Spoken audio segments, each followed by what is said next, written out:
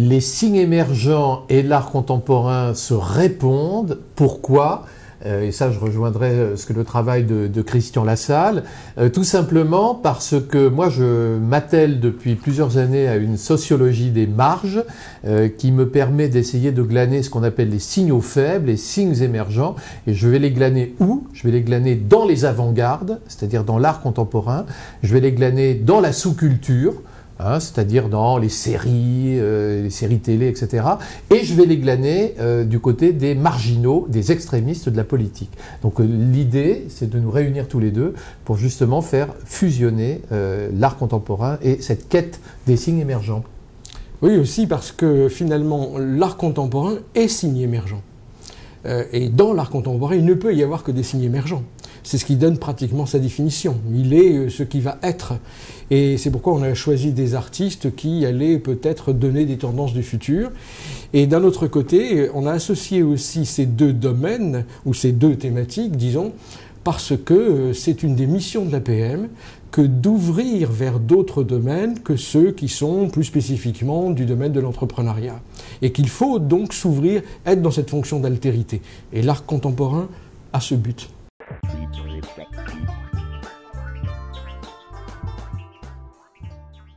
Comment apporter des pistes sur la société de demain ? Notre démarche est une démarche très particulière, c'est une démarche qui se fait en dehors de la futurologie, en dehors de tous ces savants qui prétendent nous expliquer à quoi ressemblera le monde de demain. Pourquoi ?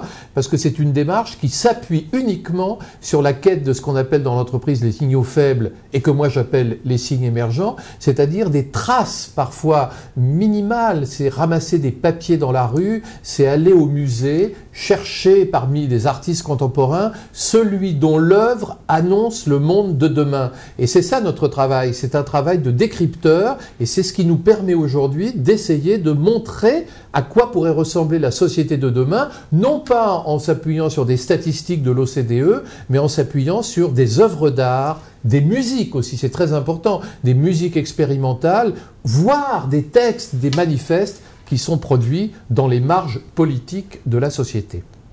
Et avec donc des tendances qui illustrent bien ce que vient de dire Christophe, c'est-à-dire d'un côté des artistes qui travaillent pratiquement sur une vacuité, sur un rien, sur une absence d'objet, et d'un autre côté des artistes qui travaillent sur un trop-plein de l'objet, sur une sorte de rebut que l'on ne regarde pas assez. Car l'une des missions peut-être que l'on s'est donnée, très modestement, dans nos partis pris, parce qu'il y a aussi du parti pris, eh bien c'est de montrer peut-être des tendances de l'art que l'on ne veut pas trop voir ou que l'on ne regarde pas assez.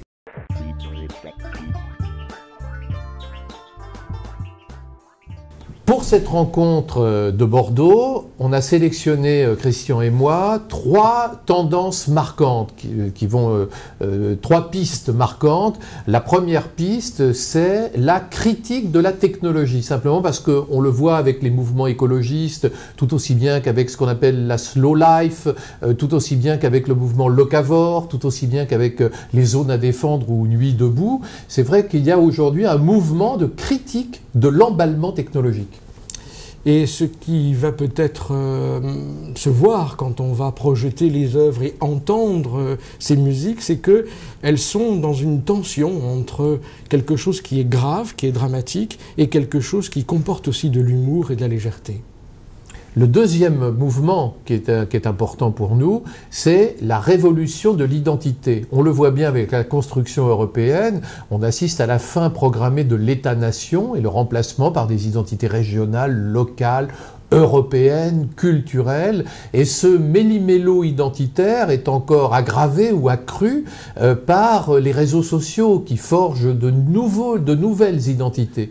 À cela s'ajoute un autre phénomène aujourd'hui qui est le nomadisme généralisé, nomadisme qui passe aussi bien par l'expatriation des gens venus d'Occident que par la migration de ceux qui viennent de l'Orient.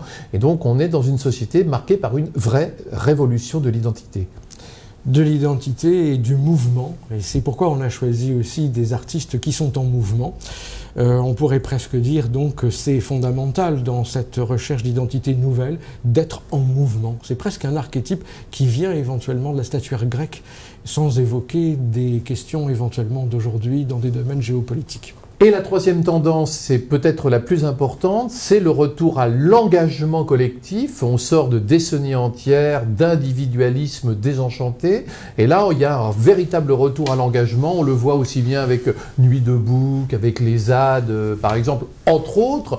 Mais ce qui caractérise cet engagement, je dirais qu'il y a une rupture avec ce qu'on a connu au XXe siècle. C'est-à-dire que ce n'est plus un engagement pour la révolution, ou le matin rouge et le grand soir. C'est plutôt un retour aux révolutions minuscules, chacun créant sa propre petite révolution qui peut passer par la création d'une entreprise. Donc insister sur cette notion de révolution minuscule. Oui, un engagement à la fois personnel et collectif très important. Et là, personnellement, il y a un artiste que j'apprécie beaucoup pour illustrer ça, c'est Thomas Hirschhorn, l'artiste suisse. Au moins donner un exemple peut-être par rapport à ce que l'on va voir.